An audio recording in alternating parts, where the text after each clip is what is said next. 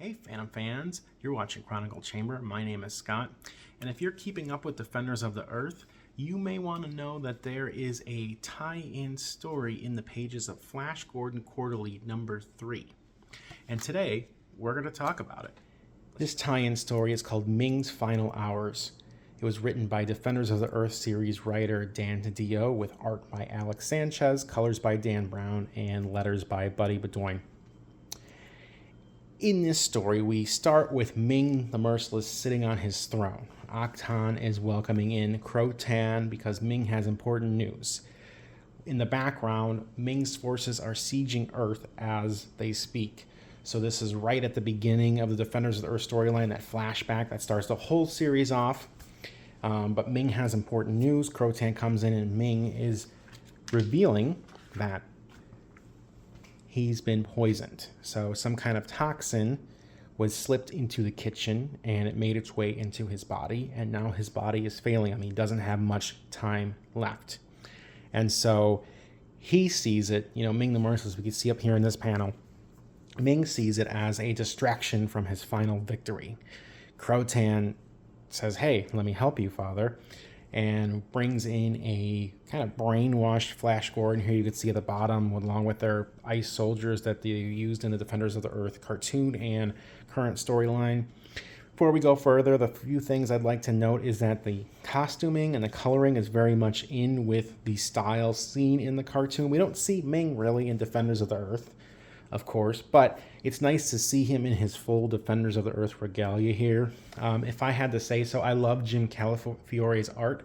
He's the main artist on the Defenders of the Earth title, but Alex Sanchez's art here is fantastic. I love the pencils, I love the layers, I love the facial expressions and emotions. The one thing that we're going to see as we get into this storyline is this is a, less action-packed, less beat-by-beat, momentous storyline, but this is Dan DiDio with a little bit of subtlety, and I like his characterization of Ming the Merciless here. That's one thing this storyline does well, and it's a reason why maybe this tie-in shouldn't be missed out if you're collecting all the Defenders of the Earth stories. So Flash Gordon enters, and we have these beautiful shots of really Crotan and Ming the Merciless, their relationship. Ming, in the previous page, rejected Crotan's help. He's never needed help, but we see he's weak. He coughs up green blood, and it's revealed that, Ming, he's been around for a long time, and he lets us into his background. He talks about how when he first arrived on Mongo was a wasteland. It was a tribal, landscape where everyone was battling with each other, but he adopted the moniker of Merciless, and he earned that title by using fear and strength to bring the planet together. And so this is the reason why I mentioned the subtlety, with Dan DiDio earlier, is because this is Ming speaking of his own storyline and his own background, and we get this kind of interesting take, this sympathetic view of Ming the Merciless. He's always been kind of the cliche bad guy, but here he is basically saying, Mongo needed me to be a monster, and so I was one, and I've made the planet better for it. Of course, he's the bad guy, so he's always going to toot his own horn and talk about himself in the positive. But it's interesting to see that kind of nuanced characterization instead of just the cackling, mustache twirling bad guy. Here's someone who views his actions as noble and, one of those ends justifies the means type of thought process. So I really love that here. I love the way this is paneled. We have the two characters facing another, and this is very important, them squaring off with each other, because we learn that Ming doesn't think that the alien races on Mongo banded together and sabotaged his kitchen and poisoned him. No.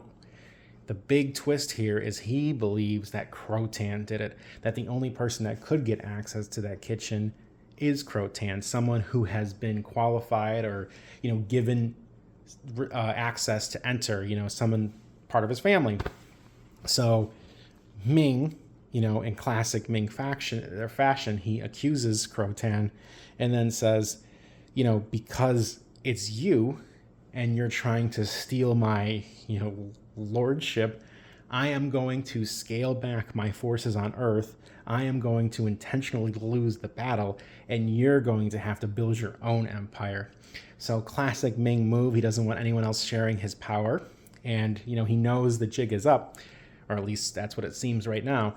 So a couple things. We learned that battle in the beginning of the Defenders of the Earth, Ming intentionally lost. We know that Flash Gordon was brainwashed. And now we know that, Crotan is the one who killed Ming. And Ming says, whatever you're going to do, however you're going to kill me, just make it fast. And so we have this, we have all these close-ups with all these intense emotions, and we see Ming's face is kind of like resigned on that last panel at the end here. And then in the background here, we see that Crotan decapitated his own father. So it's, it's small, but you get the gist. It's tense and kind of grotesque in a way. And I like that it's so far away because, it's kind of more haunting that way. But the other thing we learn too is that you see this floating blue head. Ming's personality has been programmed into Octon. And so when Ming's personality calls out to Crotan, Crotan's like, father, and we have, not your father, not yet. I am part of his protocols. And so what this tells us is, Ming is in the process of uploading his personality or something related to his being into Octon. It's not quite complete yet. We don't know what that missing piece is. It's a cliffhanger ending. And obviously Flash Gordon's still brainwashed here. And we'll probably learn more about that in the next Defenders of the Earth issue, what's going on there. But, we can surmise that if you've been reading all 6 issues of Defenders of the Earth, there's something weird going on with Octon, especially in issue 6. If you go back and watch my review of that issue, you'll see that, there's some personality quip or programming error going on with Octon. It's very, they make it kind of obvious. Dan DiDio points at it a couple of times. And so this is that gap, that missing piece of information that needs to be filled in there. And so that's why this tie-in story is pretty important if you're keeping up to date with Defenders of the Earth. No Phantom, obviously. It's purely Flash Gordon. Makes sense for a Flash Gordon quarterly issue. But there is a lot of background here that, probably is going to come into play in issue 7 or 8 for Defenders of the Earth. I hope you enjoyed that review. Would love to know your thoughts on what you think is going to happen as we near the end of this 8-issue Defenders of the Earth series from Mad Cave Studios. For anything and everything related to Defenders of the Earth or the Phantom, check out chroniclechamber.com or listen to X-Band, the Phantom podcast.